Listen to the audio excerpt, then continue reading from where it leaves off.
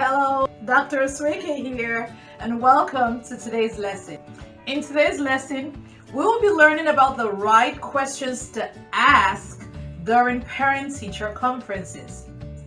Now, the goal of parent-teacher conference is for both the parent and the teacher of a child to have a better understanding about the child so that they are both the teacher and the parent are both able to teach, develop, and help that child grow to their best potential.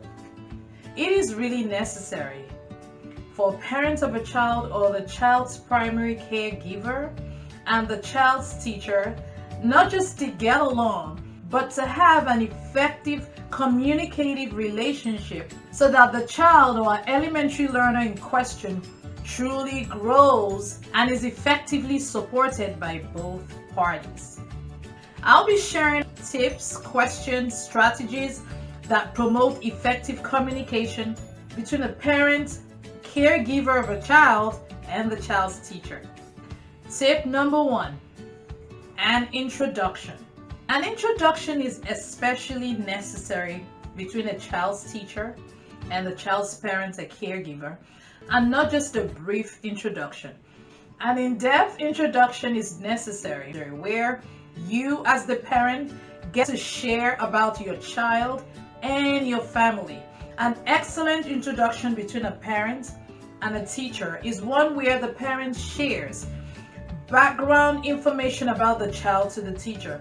Remember, a teacher only has as much information about a child or about your child as he or she is provided. I recommend letting the teacher know exactly the family background of a child. Introduce, hi teacher, my child here, Jason, lives with me and my partner and my mother and his 2 younger siblings, so we're a family of 6. Or Jason lives with me, his dad, my partner, his younger brother, or Jason lives with me, his mom, his dad, and we're a family of 3. That's a nice introduction. So the teacher has an idea of what the family life of Jason looks like. You can also share, well, we just moved here, we've lived in the neighborhood for years, or we just moved to the neighborhood, or we are not familiar with the school. Share about your child, about the child's habits, allergies, any medical conditions. It may seem extensive to share, but it's necessary to share about the whole child to the teacher so that the teacher has an in-depth understanding of the child. A good follow-up question during an introduction can be a question from the parent to the teacher. It's okay to get to know your child's teacher. It's okay to ask questions like, how long have you been teaching? How long have you taught this particular grade? How long have you been at this particular school? What's your teaching style? These are questions that are okay to ask your child's teacher, especially as you're trying to get to know you understand the teacher better. It's okay to ask the question, how is my child doing socially? And how is my child doing emotionally in your classroom or in his classroom? It's okay to want to know, is my child getting along with his peers? Is he or she shy? Does he listen? Does he follow instructions? How is his relationship with you, his teacher? Is he courteous? How well does he interact with his friends? Does he have friends? Who are his friends? Interact well on the playground during recess. These are important questions to ask. It's okay to also ask questions like, is he happy? Does he love coming to school? Because sometimes an elementary learner may be one way at home or act in a totally different way at school or in a classroom, depending on the child's emotional state and depending on the environment or what's going on either at home or in the child's school or classroom. So it's okay to want to know how your child is doing socially, how your child is doing emotionally. Tip and question number 3, ask the question, how is my child doing academically? How is my child doing academically? Is he or she performing on grade level? This is a very necessary question to ask because you want to know how your child is doing academically. And also listen to your child's teacher while they give you feedback about your child's academic performance. And it's okay to want to know how your child is doing in each subject. How is my child performing in math? How is he performing in ELA? How is he in science? How is he in dance? Like, in all subject areas, it's okay to want to know how your child is performing. In each area, it's also okay to ask, what are my child's strengths and what are my child's weaknesses? Now, an elementary learner or a child might be excelling in math, but that does not mean that he or she may not have weaknesses in math. It's okay to ask, what are his weaknesses or what are her weaknesses in this subject area? And a good follow-up question to that is, what can I do or how can I help to bring up my child or to support you as you help my child so that he's on grade level or he exceeds where he is currently?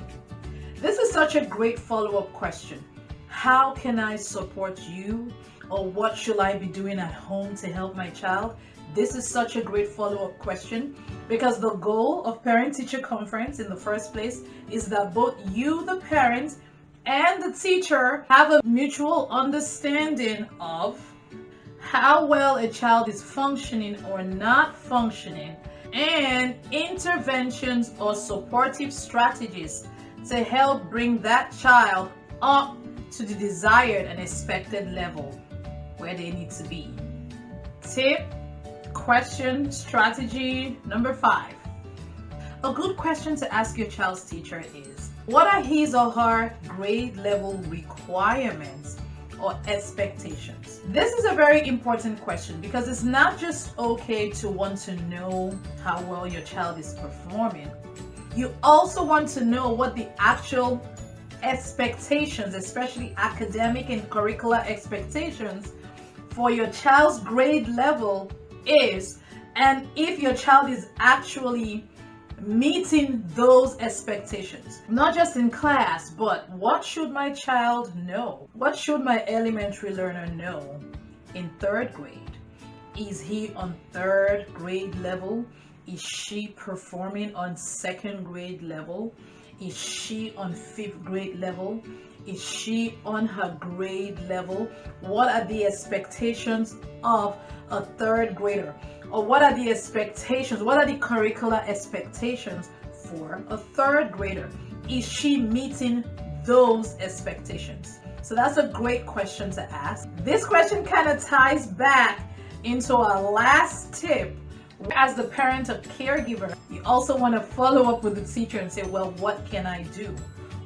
Or what interventions are necessary to bring my child up to grade level or to bring my child's performance up to expectations and the standard requirements. Tip and question number 6. It's okay to ask your child's teacher, what is the best way to communicate with you and what is the best way to reach you? There are so many communicative tools to promote communication between the parent and their child's teacher. Depending on your child's school, several tools are available.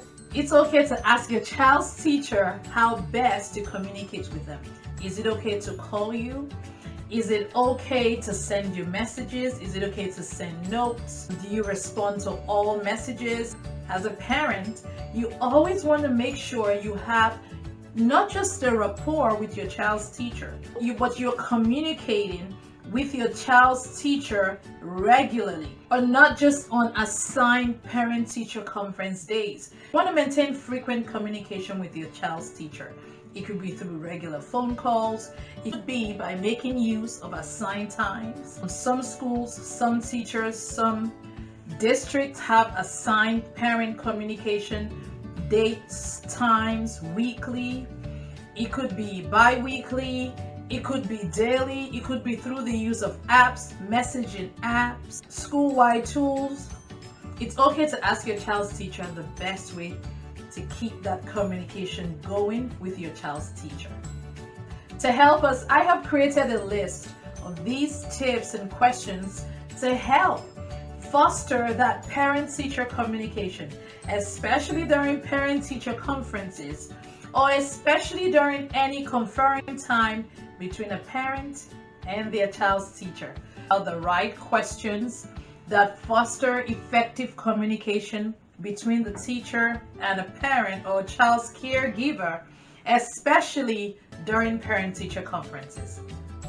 Please visit my website to download a free copy of these questions and tips.